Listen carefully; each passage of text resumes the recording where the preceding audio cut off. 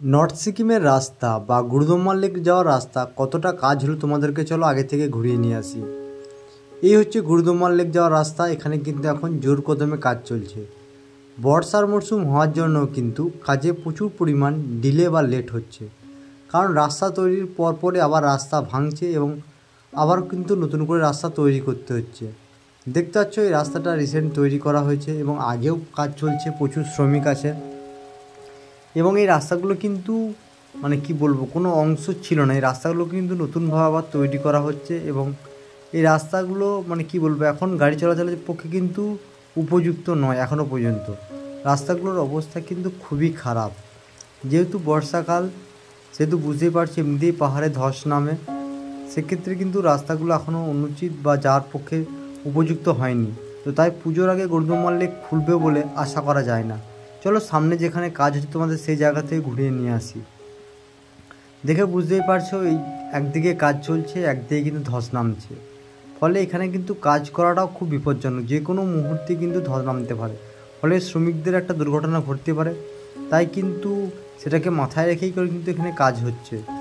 আর এই সাইডটা পুরোটা তোমরা দেখতে পাচ্ছ পুরো খাড়াই, এবং আগে যে রাস্তা ছিল সেই পিচের দাগটা তোমরা দেখতে পাচ্ছ, সেই দাগটা কিন্তু সামনে যে আর কোথাও নেই, মানে সেই রাস্তাটা কিন্তু পুরো নিচে নেমে গেছে।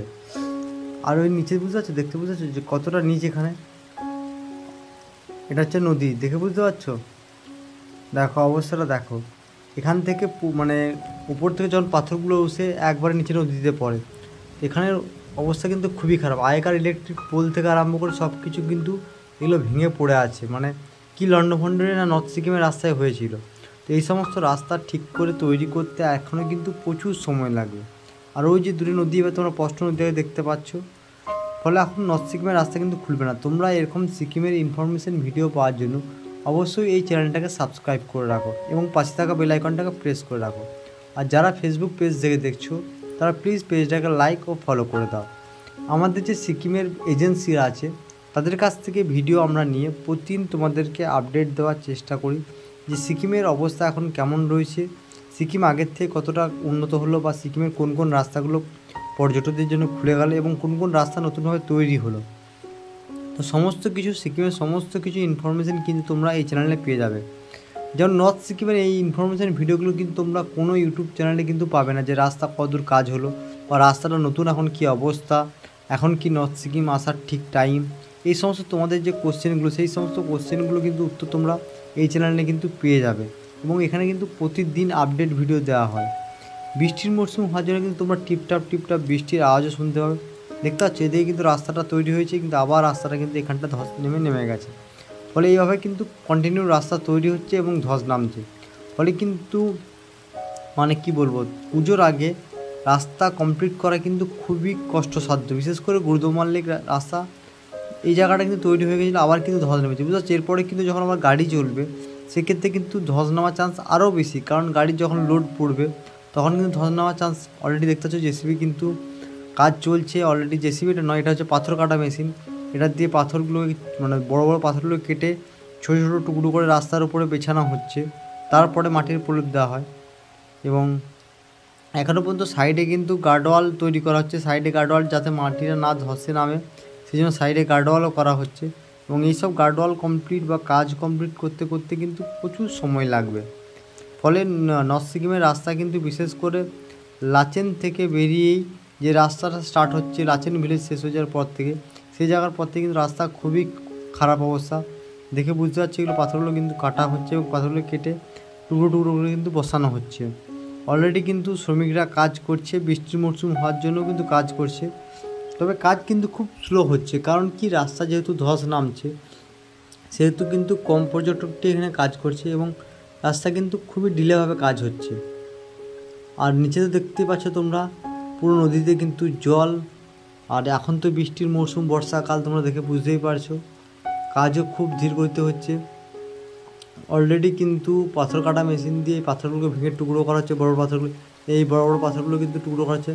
আর মেন ব্যাপার হল তো উপর থেকে যে কোনো সময় কিন্তু ধস নেমে বড় পাথর নামবে, ফলে কাজ করতে করতে যে কোনো সময় কিন্তু দুর্ঘটনাও ঘটতে পারে।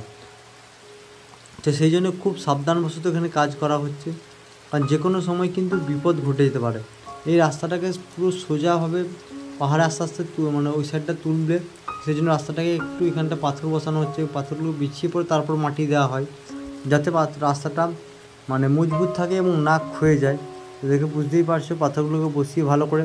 আর সাইডে এখানে তোমার তার জালি দিয়ে যাতে মানে পাথরগুলো না সরে যায় সেই জন্য তার জালি দেওয়া হচ্ছে, এবং তার জালি দিয়ে পরে ঠিক এই জায়গাটা, আর এই জায়গাটা উপর থেকে যেহেতু মানে কী বলবো তোমার ধসের একটা চান্স আছে, তাই ভালো করে এই জায়গাটাকে তৈরি করার চেষ্টা করা হচ্ছে। তো সিকিমের এরকম ইনফরমেশন ভিডিও পাওয়ার জন্য অবশ্যই এই চ্যানেলটাকে সাবস্ক্রাইব করে রাখো, পাশে থাকা বেল আইকনটাকে প্রেস করে রাখো, আর যারা ফেসবুক থেকে দেখছো তারা লাইক ও ফলো করে দাও। দেখে বুঝতেই পারছো কাজ কিন্তু ভালোই চলছে। এবং সিকিমের রাস্তা কিন্তু বিশেষ করে তোমরা চেষ্টা করো নভেম্বর ডিসেম্বর কিংবা জানুয়ারি মাসের প্রথমেই কিন্তু খুলে যাওয়ার একটা চান্স রয়েছে। গুরুদুমালের রাস্তা মোটামুটি দেখো বর্ষাকাল পেরিয়ে গেলে নভেম্বর ডিসেম্বরে কিন্তু এখানে জোর কদমে কাজ চলবে, তখন কিন্তু এই কাজের যে স্লো বা এত আস্তে আস্তে সেটা কিন্তু থাকবে না, ফলে কাজ কিন্তু তখন খুব মানে স্পিডে হবে, তো তখন কিন্তু খুব তাড়াতাড়িভাবে রাস্তাটা কিন্তু কমপ্লিট হবে।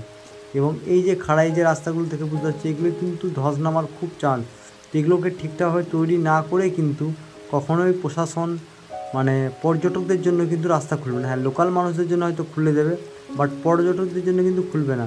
এই জায়গাটা এখনও প্রচুর মাটি লাগবে, এই জায়গাটা থেকে কিন্তু আবার নিচে ল্যান্ডস্লাইড হয়ে গেছে, মাটিটা পুরো নেমে গেছে, দেখে বুঝতে পারছো এই জায়গাটা কিন্তু ল্যান্ডস্লাইড হয়েছে, এই জায়গাটায় কিন্তু মাটি আবারও নিচে নেমে গেছে, অনেকটাই মাটি এখান থেকে নিচে নেমে পড়েছে। আর নিচে যেহেতু অনেকটাই খাড়াই সেহেতু কিন্তু এগুলো কিন্তু কাজ করা শ্রমিকদের পক্ষে খুবই মানে কষ্টসাধ্য, এবং বারবার একই জায়গায় কাজ করাটা খুব চাপের হয়ে যাচ্ছে। দেখে বুঝতে পারছি দেখো কতটা মাটি নিচের দিকে নেমেছে গড়িয়ে, তো দেখে বুঝতে পারবে যে কতটা লেভেলটা কী ছিল আর লেভেলটা কী হয়েছে। এই জায়গাটা কিন্তু পুরোটা তৈরি করা হয়েছিল, আবার এই সাইডে পাথর মানে পাহাড়টা কেটে আবার কিন্তু মাটি নামিয়ে পরে এই জায়গাটাকে ঠিক করা হবে। ওপরে কিন্তু রাস্তা থেকে পাথর কাটা হবে, সেই পাথর থেকে কেটে তারপরে এই জায়গাটায় কিন্তু আবার ঠিক করা হবে। বিশেষ করে রাস্তাটায় কী হবে না আরও বাঁ দিকে এবার চাপানো হবে, বাঁ দিক থেকে মাটি কেটে ডান সাইডে দেওয়া হবে, ডান সাইডে দিলে মোটামুটি অনেকটা রাস্তা কিন্তু এখানে ঠিক হয়ে যাবে। চলো এই যে বুঝতে পারছো এই সাইডটা যাতে গার্ডওয়াল করা হয়, যাতে উপর থেকে কিন্তু মাটি গড়িয়ে না পড়ে যাতে ডাইরেক্ট কোনো ক্ষতি না হয়, সেজন্য কিন্তু এই সাইডটাতেও গার্ডওয়াল দেওয়া হচ্ছে, কারণ যেহেতু এখানটাতে মাটির ধস নামার একটা চান্স আছে। তো চলো তোমাদেরকে সামনের দিকে থেকে আর একটু ঘুরিয়ে নিয়ে আসি। তো ওই সাইডে কী কাজ হয়েছে বা ওই সাইডের রাস্তাটার অবস্থাটা কেমন তোমরা সামনে দিয়ে গেলেই বুঝতে পারবে। ওই সাইডে কিন্তু অনেক গাড়িও দাঁড়িয়ে আছে, কারণ ওখান পর্যন্ত গাড়িটা আসতে পায়, তারপরে কিন্তু এই সাইডে গাড়ি যেহেতু এখন চলাচল হয়নি, তো গাড়ি কিন্তু এই পাশটা আসতে পায় না। তো চলো তোমরা দেখে বুঝতেই পারছো ওয়েদার এখন কিন্তু পুরো বৃষ্টির ওয়েদার, পুরো একটা মানে কি বলবো অন্ধকার ভাব রয়েছে চারিদিকে। আর যেহেতু এখন বর্ষাকাল গাছপালা সব সবুজ হয়ে গেছে, এটা একটা ভালো পয়েন্ট। এখন কিন্তু বরফের কোনো দেখা নেই, আর পুজোর আগে বিশেষ করে অক্টোবর নভেম্বর আসার আগে কিন্তু বরফ আসবে না, বরফ পড়বে না। এই জায়গা পর্যন্ত তোমরা রাস্তা দেখতে বুঝতে পারছো, দেখো পিচের সাদা মার্কিং তোমরা দেখে বুঝতে পারো, এটা হচ্ছে পিচের আগেকার যে রাস্তাটা ছিল সেটা পিচের সাদা মার্কিং।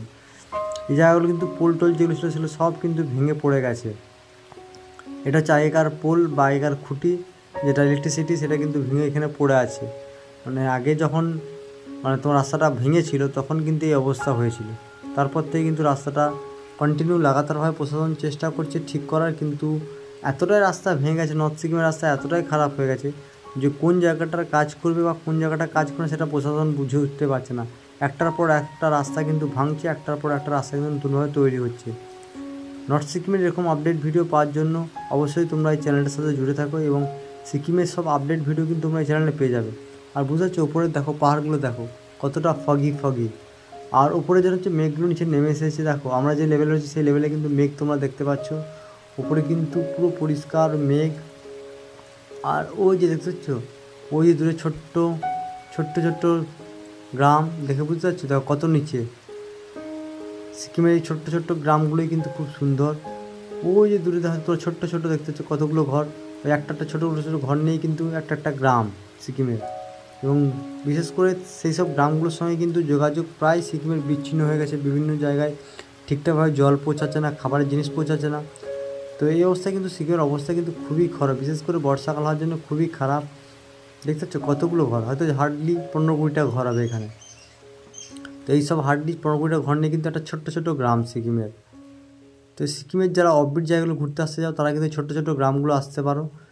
দেখে বুঝতে পারছো এখানেও অলরেডি জেসিবি দাঁড়িয়ে আছে, আর রাস্তার এখান পর্যন্ত কিন্তু গাড়ি আসতে পায়, তো এখান পর্যন্ত কিন্তু গাড়ি দাঁড়িয়ে আছে। এবং অলরেডি এদিকে জেসিবিও দাঁড়িয়ে আছে, কাজ কিন্তু জোর কদমে হচ্ছে।